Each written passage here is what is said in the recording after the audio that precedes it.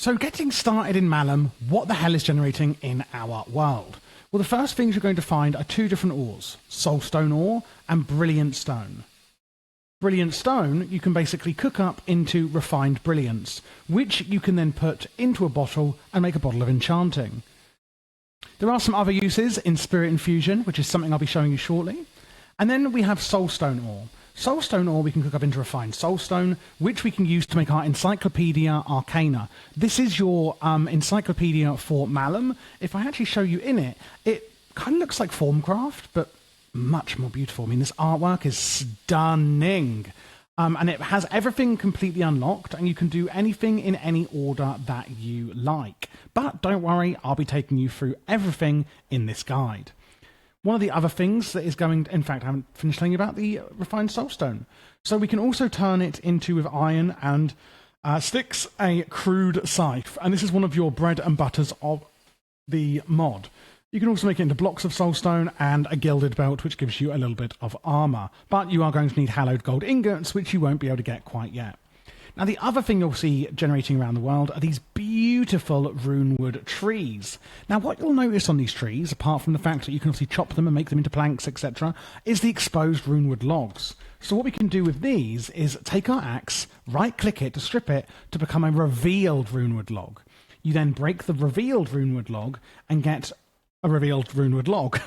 Smelt this up and you get arcane charcoal.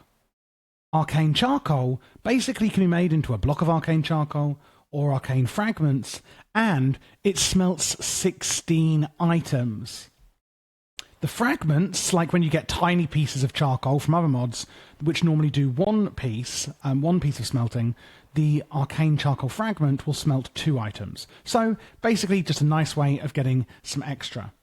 If you also then right-click and get your revealed runewood log and then use a bottle on it, you'll see that you can actually get runic sap, which you can then make into runic sap balls, which can be used to make magma cream or used on things like sticky pistons as a substitute for slime.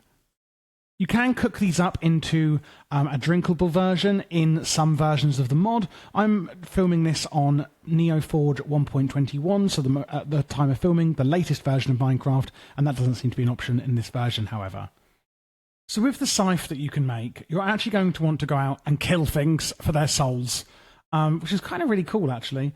And there's a lot of different types of spirits that we can get. So if I put in here spirit, you can see there's Sacred, which says Innocent, Wicked, Malicious, Arcane, which is Fundamental, Eldritch, which is Esoteric, Aerial, which is Swift, Aqueous, which is Malleable, and Earthen, which is Steady. Oh, and also Infernal, which is Radiant. So basically, when you kill different mobs, you will get different spirits. For example, if I kill some chickens with my scythe, it must be with the scythe, you can notice here that I get some of the swift one. Because chickens can fly, and therefore it's pretty obvious that, you know, they're going to have the aerial spirit. And they are also a passive mob, so it makes sense that we're going to get innocent spirit from them. So let's just go over what you get from what. Sacred spirits, which are the innocent ones, passive, innocent, or neutral mobs. Wicked and malicious ones would be hostile, undead, or evil mobs. Arcane spirits would be like magical mobs, so maybe witches, or mobs that are created by magic, like skeletons. Aerial spirit. Oh, so we've got Eldritch first. This would be end mobs, so Enderman, for example. Or what are those other things that are in the end? Those little box things? I can't remember what they're called. You know the ones that are in the towers and you get the shulkers? They probably give Eldritch as well as Enderman. Aerial would obviously be any creatures that are really, really fast or that can fly. Aqueous, well, this one's going to be really obvious. It's fish, squids, anything in the water. Earthen is going to be anything that roams the overworld. And then Infernal, well, that's kind of obvious as well. It's going to be mobs in the Nether. So certain, like, rituals that we'll be doing in something called a spirit altar will need different spirits. And as you just saw, when I killed the chicken, I get aerial and sacred. Now, we can actually improve our scythe with a few enchants. If I go into my Encyclopedia Arcana and go into scythes, I can just click on this button here, enchanting a scythe. So we have Spirit Plunder. This means that the more this means that you get more spirits when killing enemies. So you get more bang for your buck with spirits when you're killing things with the scythe. Haunted. This is like knockback. Fawns, I believe. Animated. Making the swings lighter and faster, so you can, swing faster with your scythe. Rebound, you can literally throw the scythe like a boomerang. And then with this one, Ascension, you can kind of like go up in the air with the scythe, I believe, but you can't use it with Rebound. So once we've actually got our spirits that we then want to make a spirit altar, as seen here. So the spirit altar is made with one of those refined soul stones that you smelted up from the ore you found underground. And it's also going to need just some gold ingots and then just the runewood planks that you get from the runewood tree. Now, some rituals will also require other items around, so you may want to make some runewood item pedestals, as you can see here, and they must be within 4 blocks of the altar. So when I press U for uses using JEI with the altar, you can see there's a ton of different recipes we can do with the altar. Now, the first one I'm going to show you is going to be Hex Ash. So you can see here that this logo here, this means this is the item you put on the spirit altar. That's gunpowder. And then this is saying what spirits you need to infuse it with. So Arcane. And this is the item at the bottom you will get. And you can see there's a small arrow. Now, what's interesting is that you'll see here, with this one, we need a gold impetus, earthen spirit, infernal, and aqueous. We need 8 of each. But we also need to put gunpowder, siphonic gold, and gold ingots on item pedestals around it. So I'd put those on these pedestals here. So let's just use the gunpowder one. If I put a stack of gunpowder on, it will do a whole stack as well, by the way. So I just right-click my gunpowder onto the spirit altar, and then it's arcane spirit I need. So I just use one arcane spirit, I right-click that, and as you can see, it's now going up and infusing the gunpowder into the Hex Ash. And this can take a little bit of time. And ta-da, it pops off the altar, and there we have our Hex Ash. Ash, not arse, after a few seconds. And that is how you do rituals with the spirit altar. Before we move on, I want to talk about some of the cool things we can actually make in this spirit altar and how to get them. So one of them you're going to see just above here is Esoteric Reaping. Now this is going to go blah, blah, blah, Rotting Essence, Astral Weave, Grim Talc, Wind Nucleus, and Warp Flux. Basically, when you kill different mobs, you can get these items. So it says here, Rotting Essence. When exposed to this magic, the flesh of the undead can curdle into rotting essence. TLDR, kill zombies, and maybe pigmen as well, to get Rotting Essence. But you must use your scythe in order to get this. For the Grim Talc, so how to get Grim Talc, it says bones, so anything bony like skeletons, zombie pigmen, these will drop Grim Talc. Astral Weave, it says the membrane of a phantom, so kill phantoms in order to get Astral Weave. The Warp Flux, this one is going to come from Enderman. Now, one thing I want to note here is that if you are killing them and you don't seem to be getting any dropping, trust me, they do drop. I had to kill maybe 15 zombies just to get 1 rotting essence. When I was making this video, I was like, I need to see it drop because I don't want to be telling lies on this video. The only thing I can't work out where to get is the wind nucleus. It says the strange construction of the breeze echoes the trials around them, and the wind nucleus appears to be part of a breeze's core binding. Is it a mob called a breeze? Oh, it is, yes, breeze. Wait, is this actually a new mob that I'm not even aware of in vanilla Minecraft? Oh, well, there you go. These ones drop from the breeze. Is this a vanilla Minecraft mob? Okay, we'll kill these breezes, and that's how you get the wind nucleus. That's pretty obvious then. Oh yeah, and there you go, wind nucleus. Well, there we have it, everyone. Gosh, I know so much about modded Minecraft, but vanilla, absolutely no clue. Absolutely clueless. So what can we do with these items? Well, quite a fair bit. Rotting Essence can be used to make a few things, like gluttonous brooches. You can see here it actively drains hunger.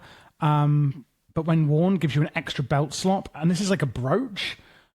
There's some potions you can make. There's loads of bits and bobs that you can make with these items. One other thing you can make with these items is going to be these beautiful banners. So soul-woven silk, using some wool, some string, and some spirits on the spirit infusion that I've shown you will make soul-woven silk. What we can do with soul-woven silk is make a soul-woven pouch, which can hold up to 512 items, and also these banners.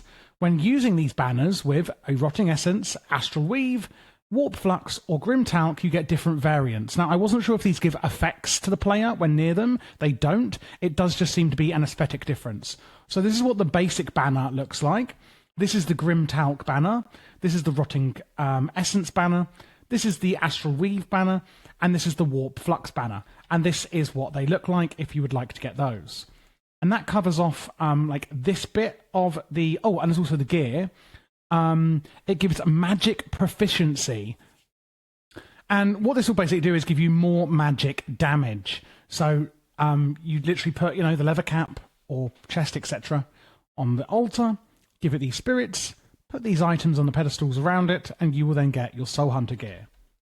What you can also do is upgrade your scythe, and you may want to do that at this point, and that's going to be used with soul-stained steel. So as you can see here, use these spirits, etc., with an iron ingot to make soul-stained steel, and you can make all different tools out of these as well. Now, one other thing you can do is make armor out of these, as shown here. It gives you 15% soul ward recovery rates, soul ward capacity, and toughness. That will need some soul-stained steel plating.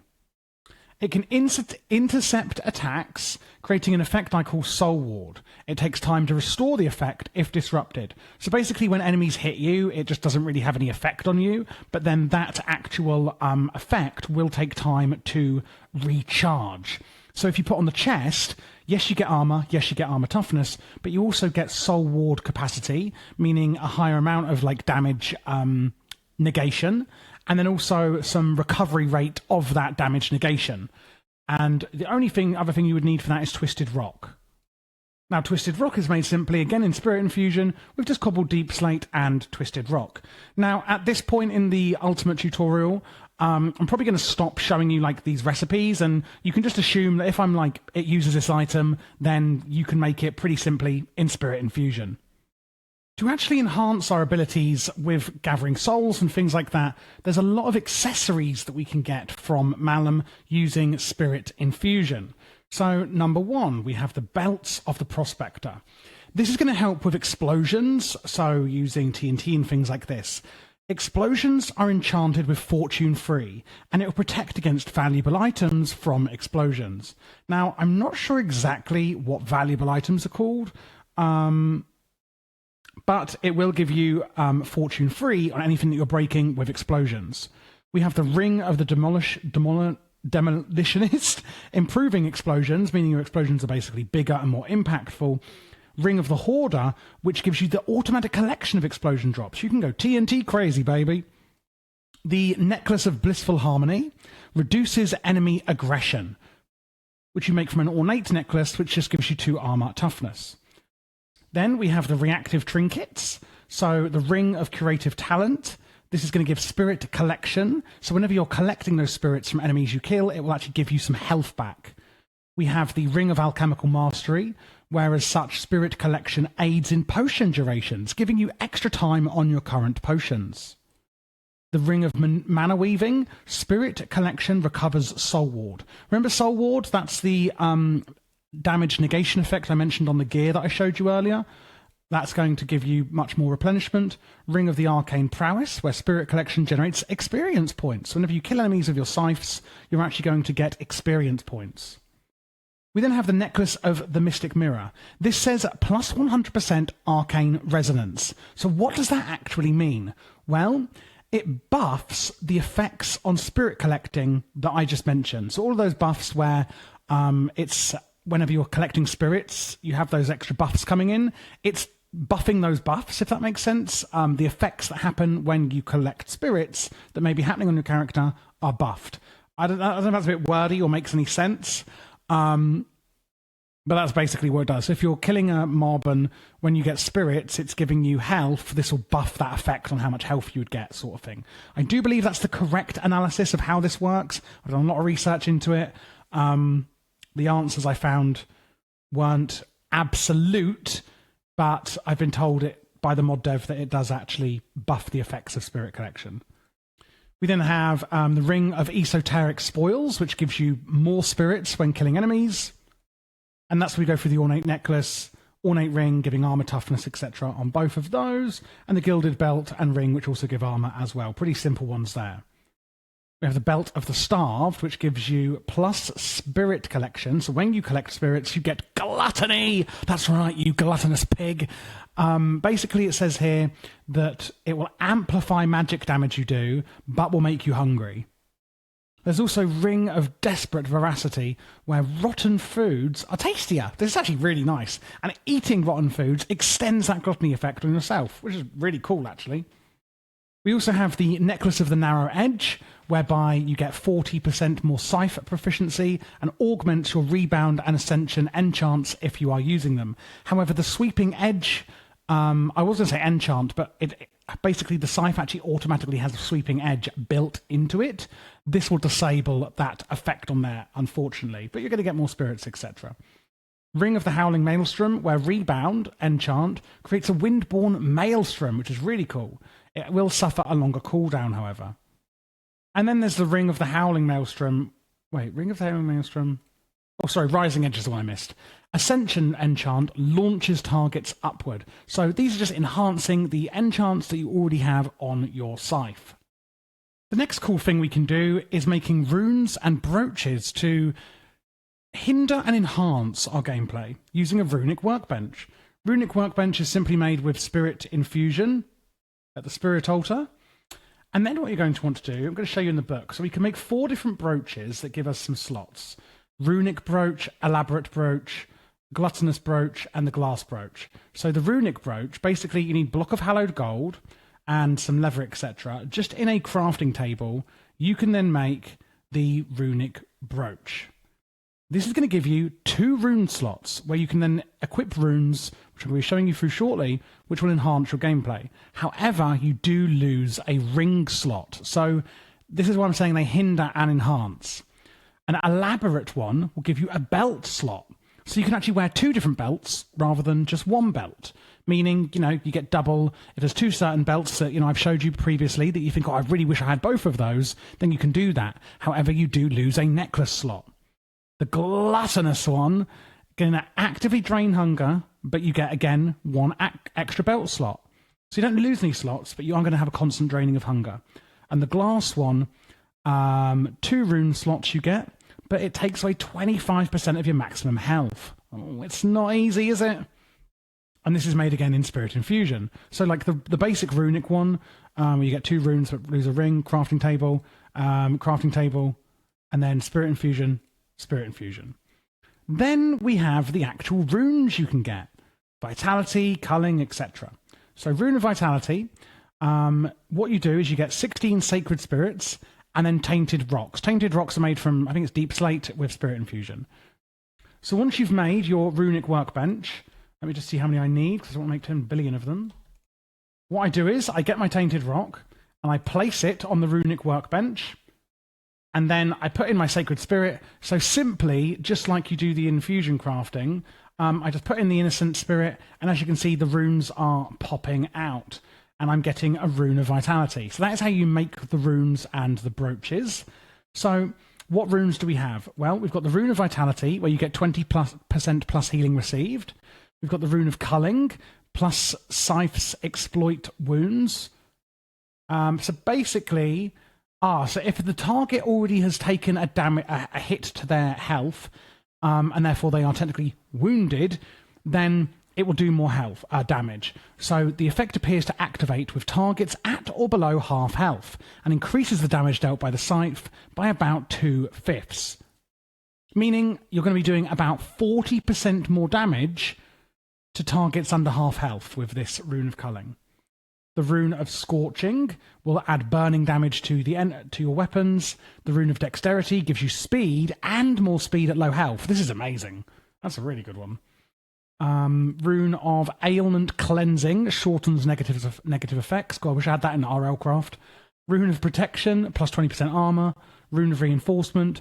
More, wow, that's a lot of Soul Ward capacity and Soul Ward integrity. So the integrity means that more hits will be negated. Soul Ward capacity meaning, well, both means that really. And then Rune of Volatile Distortion, you then get critical strikes, meaning you can double your attacks sometimes. Now, if you're not used to using curios and you're wondering, well, how do I put the brooches on? In your inventory, can you see this little button here? Click that, and you have these slots, right? And what you can see, this one gives me 2 rune slots. So you see the slots I have. I then put it in the brooch slot here, and suddenly I have 2 extra rune slots. I take it off, the rune slots are gone. So I can then take my runes, and I can simply pop it onto that rune slot, and now I have critical strikes, and now I have plus 20% healing received. So that's how you make and use the runes and brooches in Malum. The next thing on our agenda today is totems. So you're going to want to start off by using Spirit Infusion to make some Runewood totem bases. Place down your totem base and then shove on some Runewood logs like this. I think 5 is the maximum. And then what we're going to do is infuse this with different spirits, etc. So if I go into my Encyclopedia Arcania, what we're really looking at here is Totem Magic up here. So here's our Spirit Infusion, just go north. And what you'll have is a Rite Unchained, there's some Aerial Rites, Aqueous Rites, and Corrupting them. And on the left, Sacred Rites and Corrupting the Sacred Lights, etc. So basically there's going to be a naughty version, the corrupted one, and a good version. So Earthen Rites and Corrupting Earthen Rites. Infernal Rites, Corrupting Infernal Rites, you know, blah, blah, blah. So let's go with Aerial Rites to start with. Rite of Motion. While active nearby, friendly beings will find their movements sped up. And if I hover over this image here, it shows that an Arcane Spirit is needed, and then 2 aerial. So Arcane, Aerial, Aerial. So I'm going to get my Arcane Spirit and right-click it onto the first log, and then 1 and 2 for Aerial on the next 2. I'm then going to, I think with an open hand, right-click the bottom of the totem, and as you can see, it's all lighting up, and suddenly, look at me go, baby! I now have Zephyr's Courage 2, speeding me up. But what about those naughty, corrupted ones I mentioned?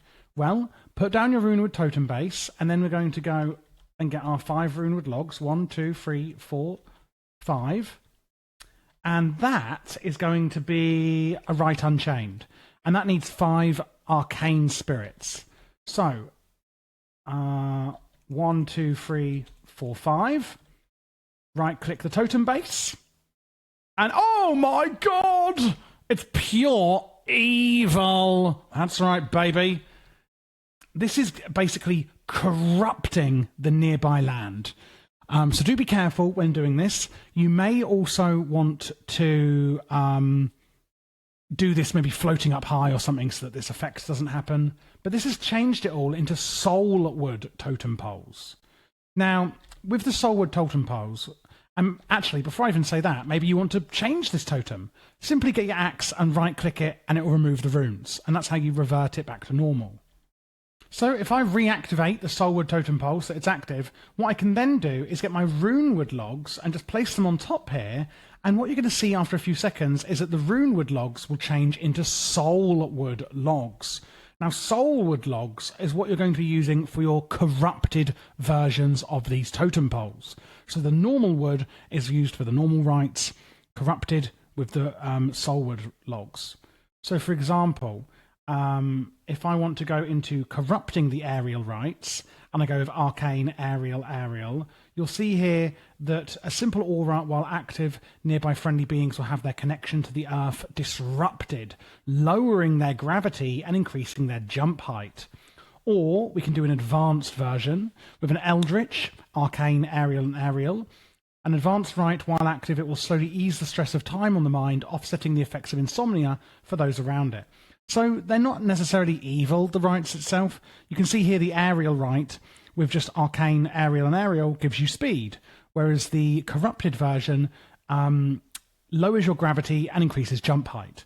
So that's all it really does. There's a lot of different ones. There's aqueous rites and corrupted versions. There's wicked rites and corrupted versions. Sacred, infernal, and earthen. I'll let you go through all of these yourself. I've shown you how to do it, so have a little experiment, see what all of them do. There's some really cool effects in here, but it's all pretty well documented in these chapters. But that is how we do totem magic. But what if you want to see how far the effect is? Well, you can make a totemic staff with just a runewood plank and 2 sticks. You make the totemic staff, and this one here, I can simply, let's actually activate it. There you go. Now I'm standing inside of it. You can see there's a mystical barrier that when I go off, my staff disappears. And when I hold the staff, I can basically see what area of effect it is actually having from this totem. This item here is the Spirit Crucible. How do we make it and what does it do? Well, this is basically a way of transmuting items into other items. So with Spirit Infusion, use a furnace and some few bits and bobs to make the Spirit Crucible. If we then look at how we use the Spirit Crucible, you can see I can put Infernal Spirit in with an alchemical impetus to get glowstone dust. Alchemical impetus, of course, being made with Spirit Infusion. So I get that impetus, I right-click it onto the alchemical, the Spirit Crucible, and I get that Infernal Spirit, and I right-click it on there. Now, these impetuses have durability, so this is going to use up Spirit, Infernal Spirit to be precise in this example, and what it's going to do is it's going to make glowstone dust with it. So what other items can... Oh, there you go, some glowstone dust has popped out. But as long as there's Spirit to fuel the process, it's going to keep going. So what can we make? Glowstone, amethyst shards. Some obviously require 2 different spirits. You just right-click them on there. And as you can see, you can transmute loads of different things. Now, if I was to take this back off, you will notice that my impetus has now been damaged. Well, how would we repair it? And maybe, like me, you've got a diamond axe that you'd also like repaired. Well, that's where the repair pylon comes in. The repair pylon, you can see here, you can repair different items. For example, if I want to repair diamond items, then it's going to require, if I can find it, 2 diamonds, Earthen Spirit and Arcane Spirit. And it shows you these 2 icons, which isn't very clear. So what I actually do here is I get my diamonds, right-click them onto the repair pylon, and then I right-click in my Arcane Spirit, and I also put in my Earthen Spirit. Now what you'll see is any nearby pylons or pedestals or a Spirit Crucible will even do, has lit up. Can you see here it's they're swirling around into the diamond, and this one is lit up. Well, I can then put my diamond axe onto here. Again, you can use pedestals if you want nearby. My diamond axe is swirling around, and what you'll see is that the energies are going to actually go into the diamond axe, so that when I pull it off in a minute, it's going to be fully repaired. And there you go. Ta-da! I take the diamond axe off, and it is now fully repaired. Now, you can see that the spirits and the diamonds are still there, because it's saying, basically, do you have any more gear you want to repair? And if not, I can just right-click this to take it back off. Now, maybe when I'm doing this alchemical process, I want to speed it up. I could do so in one way, and that is inlays. You can see here it says slot augment when installed plus 100% focusing speed. And I can put these on here to speed up how quickly this works. So, as before, I'm going to put in my alchemical impetus, and I'm going to put in my infernal spirit, and now it's going to work a lot faster because I'm augmenting my, as you can see, it was a lot quicker. My Spirit Crucible has been augmented. So, oh, don't give me that book back. Give me that book back. If I go into here, on the right-hand side, where we've got all of this stuff, you can see here that there's different ones. Mending Diffuser, Impurity Stabilizer. This will reduce damage taken to your items when, like, your impetus will have less damage taken, for example. The accelerating one is the one I've just shown you. The blazing diode will actually reduce how much fuel you use to fuel these alchemical processes, but will also actually increase the speed as well. The intricate one gives you a chance for fortune, but adds instability, which means that durability will be used up more and makes it a bit slower. The prismatic one will reduce instability, meaning that there's less chance for durability to be used or extra durability. So it will always use a base durability, but there's chances that the instability will cause more durability loss, and this will reduce that. We have damage absorption chance and less instability, and we also have chain focusing chance. I guess that's like a chance for it to double up. And the Mending Diffuser means that it can actually sometimes reverse durability, giving restoration. Now, what if you've got 4 different effects on here, and you want to see what they are? Well, you can make a tuning fork, made simply in Spirit Infusion, as shown here. The tuning fork, when held, can you see here it says 20% instability, and the focusing speed is 300, because I've added 2 100 speed increases, the focusing speed is therefore 300. Now, if you're wondering how many augments you can put on at once, you can mix and match, and you can add up to 4. It is also possible to actually speed up the process of these Spirit Crucibles. Now, how do we do that? Well, Spirit Catalyzers. These are made as shown with Spirit Infusion, using something else that you haven't shown yet called ether. Ether is really, really cool, so I just want to talk about this quickly because we're on the subject. It's made of Spirit Infusion, but what you can actually do with ether is so beautiful. You can make ether torches, tainted ether braziers, and twisted ether braziers as well. Now, when I put my ether down, as you can see, it makes this really beautiful light source, and it's just one of the ingredients in the Spirit Catalyzers. Now, how do we actually make these catalyzers speed everything up? You just use furnace fuel. So I can just power it. I just right-click my coal onto the Spirit Catalyzer, and as you can see, it's beaming in, speeding up how quickly the glowstone is made. However, this can add to the durability and instability. As you can see now, the instability is now 30%, and the fuel usage rate is 100%, but the focusing speed is 400%. So there are some offsets of this. What I would recommend is that you have a look through everything we can make in the Spirit Crucible. There's quite a lot of different things. Like, for example, if you make a Zephyr Impetus, you can actually then use that to make wind charges. There's also ore versions, like an Iron Impetus, which is made again with Spirit Infusion, can then be made to make iron nodes, which you can turn into ore, and things like that. So there's a lot of different things that we can do with this machine. Now, the last main thing I want to show you is soul binding. You're making a deal with the devil. So the first thing you want to make is a soul binding brazier, made pretty simply like this, actually. Very simple to make, but devastating consequences. And what you'll see in the Encyclopedia Arcana is a lot of pacts. So the Gease and other oaths, and then all of these pacts that you see. There's absolutely tons. Again, I'll let you read through them all yourself and see which ones you want. So this is going to go into your curio slot here.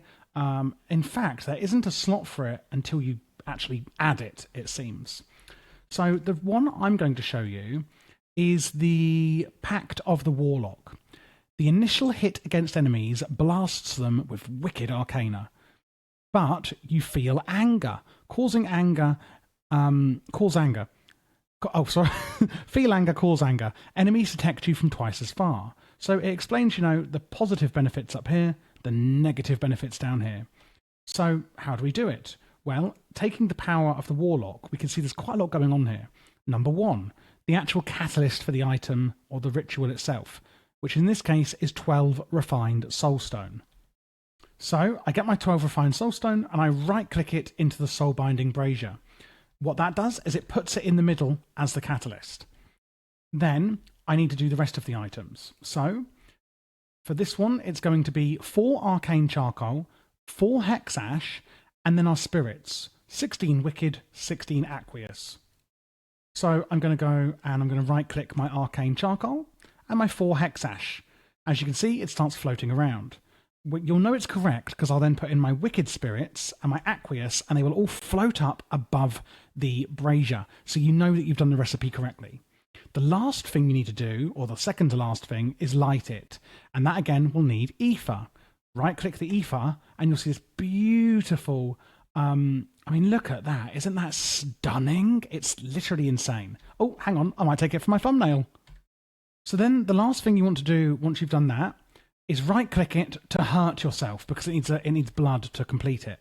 Once you've given a bit of blood, you can literally see the blood going around. Oh, this is amazing. This is one of the most beautiful mods I have seen in a long time. And then boom, it disappears. Inventory, curios. You now have the Gease Pact of the Warlock. Now that is actually bound to your soul. Oh, it's not easy, is it? How the hell do we get this off our soul then? Well, you do the exact same ritual, but instead of lighting it with ether, you light it with parasuchial flames. I don't know if I pronounced that right, but whatever. If you're an avid viewer of the channel, you will know my pronunciations are never on point. And to make the actual parasuchial, you use ether in spirit infusion. So I'm just going to show you it. So again, I'm going to need another 16 of this. It's like I'm making a cooking recipe. I'm like, oh yeah, I'll have a bit of that, I'll have a bit of this. So you still put in the same catalyst, the refined soulstone, still the same arcane charcoal, still the same hexash, still the arcane, no, sorry, not arcane, still the aqueous and wicked spirits. So the recipe there is exactly the same. But rather than lighting it with ether, we use this flame instead. Boom. You still need to then hurt yourself with it. Boom. And then once this ritual is done, this Pact of the Warlock will be gone from your body and soul. And there we go. Boom. The ritual is done. Curios, it has gone. Now, I have noticed a few things in this encyclopedia, and that is that up here, there's ritual magic, which says grand magics. The future holds many secrets. So I'm assuming this just isn't implemented yet. And the same over here with voodoo magics. Voodoo magic in Malum will be a system that allows you to program and command little fellas known as puppets. So this is not implemented yet. Do comment down below if it has been implemented when you're watching this. I'd happily do a video on it once it's in. And then over here, we also, if I can find it, here we go. There's also more pacts, like up here, by the way. There's pacts all over the place. Have a good scroll around. It's not just in this central area. Over here, mirror magic. This is also, it says it will be a system centered around transporting items. So basically what they're going to put into the mod, I'm assuming, and I think by reading it, is there's two items down here I haven't shown you, which is the spirit storage and altar acceleration. So spirit storage, really simply, this is a spirit jar you can make, and you can put in like an infinite amount of each spirit. This is really giving Formcraft. I know they're remaking Formcraft, but I feel like this is like so much better, like in the modern world. You can put loads of your spirit in here, and you can just put loads and loads and loads of it, and it's really beautiful decoratively as well. So I think what's going to happen, if you remember the jars in Formcraft, in Malum, I believe when it's properly implemented, you can put your spirits in these jars and it will automatically take it into your infusions, which is going to be amazing when they implement it. The altar acceleration, basically, you can just put these runewood obelisks near your infusion altars and it will speed up how quickly things take. There's also the brilliant obelisks, which you can use instead of bookshelves for your enchanting. One brilliant obelisk will actually give the same amount of enchanting effect as 5 bookshelves would. And there we go. That, guys, is everything in the Malum mod. Hopefully I haven't missed anything going over all of the core concepts here. If there is like a singular item I haven't gone over, then it's going to be because like you can make it with infusion, for example. So it doesn't really need explaining. But this is it. It's a really, really amazing mod, I think, in the modern age. That's clearly taken a little bit of inspiration from Formcraft. I don't want to say a lot of inspiration in the fact that like this mod is amazing in its own merit. And the mod developer is clearly a very clever person. It's absolutely stunning. And I can't wait to see what comes next from it. If you are looking for other mod guides, then of course do check out the playlists that you see on the channel. If you're new to the channel, I do an insane amount of mod guides, posting nearly daily. So do check those out. And if you want to see how to play other games, then check out my other YouTube channel, Javi How To. Or if you're into World of Warcraft, then my Javi Heals channel as well.